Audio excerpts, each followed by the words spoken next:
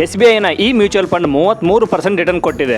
ಮತ್ತೆ SBIನ ಈ ಫಂಡ್ ಕೂಡ 23% ರಿಟರ್ನ್ ಅನ್ನ ಕೊಟ್ಟಿದೆ. SBIನ ಮತ್ತೊಂದು ಮ್ಯೂಚುವಲ್ ಫಂಡ್ ಕೂಡ 19% ರಿಟರ್ನ್ ಕೊಟ್ಟಿದೆ. SBIನ ಬೆಸ್ಟ್ ಮ್ಯೂಚುವಲ್ ಫಂಡ್ ಸೆಲೆಕ್ಟ್ ಮಾಡೋದು ಹೇಗೆ ಅಂತ ತಿಳಿದುಕೊಳ್ಳೋದಕ್ಕೆ ಈ ವಿಡಿಯೋನ ಕೊನೆವರೆಗೂ ನೋಡಿ. SBI ಮ್ಯೂಚುವಲ್ ಫಂಡ್ ಭಾರತದ ಅತಿ ದೊಡ್ಡ ಮತ್ತು ವಿಶ್ವಾಸಾರ್ಹ ಫಂಡ್ ಹೌಸ್ಗಳಲ್ಲಿ ಒಂದು. ಇಷ್ಟು ದೊಡ್ಡ ಫಂಡ್ ಹೌಸ್ ಅಲ್ಲಿ ನಿಮ್ಮ ಹಣ ಎಲ್ಲಿ ಇನ್ವೆಸ್ಟ್ ಆಗ್ತಿದೆ ಅನ್ನೋದು ನಿಮಗೆ ಗೊತ್ತಿದೆಯಾ? ಮ್ಯೂಚುವಲ್ ಫಂಡ್ಗಳಲ್ಲಿ ತುಂಬಾನೇ ವೆರೈಟಿ ಇದೆ. ಮತ್ತೆ ನಿಮ್ಮ ರಿಸ್ಕ್ ಫ್ಯಾಕ್ಟರ್ ಅನ್ನ ತಿಳಿದುಕೊಳ್ಳದೇನೆ ಇನ್ವೆಸ್ಟ್ ಮಾಡೋದು ನಿಮಗೆ ಲಾಸ್ ಅನ್ನ ತರಬಹುದು. ಇದಕ್ಕಿಂತ ಮುಂಚೆ ಯೋನೋ ಆ್ಯಪ್ ಮುಖಾಂತರ ಯಾವ ರೀತಿ SBI ಮ್ಯೂಚುವಲ್ ಫಂಡ್ ಅಲ್ಲಿ ದುಡ್ಡನ್ನ ಇನ್ವೆಸ್ಟ್ ಮಾಡಬೇಕು ಅಂತ ವಿಡಿಯೋ ಮಾಡಿದ್ದೆ.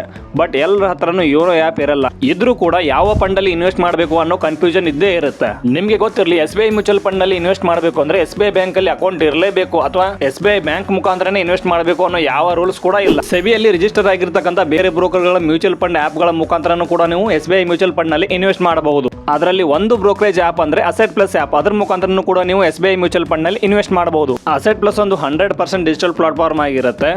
ಮತ್ತೆ ನಿಮಗೆ ಕಸ್ಟಮರ್ ಕೇರ್ ಸಪೋರ್ಟ್ ಕೂಡ ದೊರೆಯುತ್ತೆ.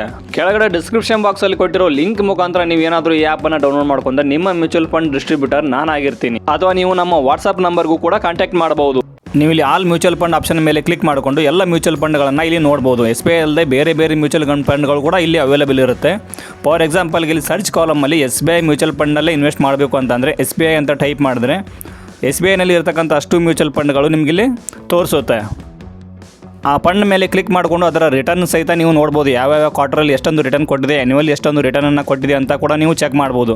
ಫಾರ್ ಎಕ್ಸಾಂಪಲ್ ಇಲ್ಲಿ SBI ಅಂತ ಇದೆ ನೋಡಿ. ಇಲ್ಲಿ ಮಿಡ್ ಕ್ಯಾಪ್ ಫಂಡ್ ಬೇಕಂದರೆ SBI ಮಿಡ್ ಕ್ಯಾಪ್ ಅಂತ ಟೈಪ್ ಮಾಡಿ. ಸೊ SBI M ಅಂತ ಟೈಪ್ ಮಾಡ್ತಾ ಇದ್ದಾಗ ಇಲ್ಲಿ ಬಂದುಬಿಡ್ತು SBI ಮಿಡ್ ಕ್ಯಾಪ್ ಫಂಡ್ ಇದೆ. ಸೊ ನೀವು ಇದೇ ಥರದ ಬೇರೆ ಬೇರೆ SBI ಮ್ಯೂಚುವಲ್ ಫಂಡ್ಗಳನ್ನು ಕೂಡ ಇಲ್ಲಿ ಚೆಕ್ ಮಾಡಿ ನೋಡ್ಬೋದು. SBI ಫ್ಲೆಕ್ಸಿ ಕ್ಯಾಪ್ ಫಂಡ್ ಇದೆ. ಇದೇ ಥರ ಅದರ ಪರ್ಫಾರ್ಮೆನ್ಸ್ಗಳನ್ನು ಕೂಡ ಈ ಆ್ಯಪಲ್ಲಿ ನೋಡ್ಬೋದು. ಎಕ್ಸಾಂಪಲ್ಗೆ ಇಲ್ಲೊಂದು ಫಂಡನ್ನು ಕ್ಲಿಕ್ ಮಾಡ್ತಾ ಇದ್ದೀನಿ. ಇದು ರೆಫರೆನ್ಸ್ ಅಲ್ಲ, ಜಸ್ಟ್ ಒಂದು ಎಕ್ಸಾಂಪಲ್ಗೆ ಹೇಳ್ತಾ ಇರೋದಷ್ಟೇ. ಸೊ ಯಾವ ಫಂಡ್ ಮೇಲೆ ಇನ್ವೆಸ್ಟ್ ಮಾಡಬೇಕು ಅಂತ ನಿಮಗೆ ಡೌಟ್ ಇದ್ದರೆ ನಮಗೆ ವಾಟ್ಸಪ್ ಮಾಡಿ.